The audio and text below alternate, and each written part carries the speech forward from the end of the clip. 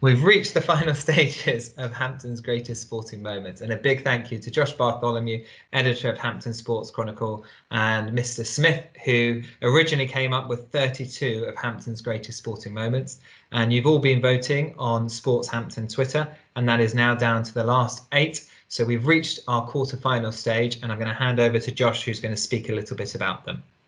Yeah, thank you, sir. So as Mr. Keenan said, with your help, we've managed to get it down from 32 to just 8.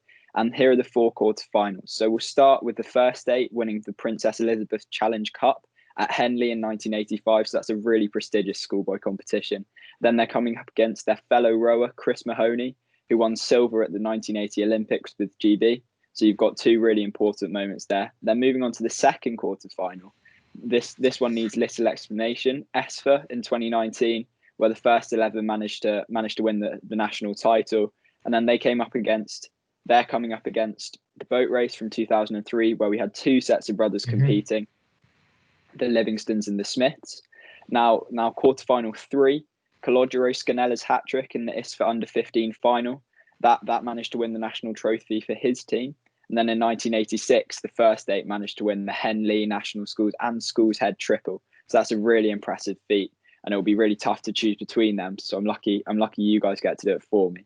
But the fourth quarterfinal is the 1988 triple. So the same feat 2 years later, coming up against Ollie Stanhope in his World Championship gold. So he's won 3 World Championship golds in the last 3 years in rowing. He was planning to head to Tokyo this year before it was cancelled. So by this time next week, we'll be down to the final 4. Thank you, Josh.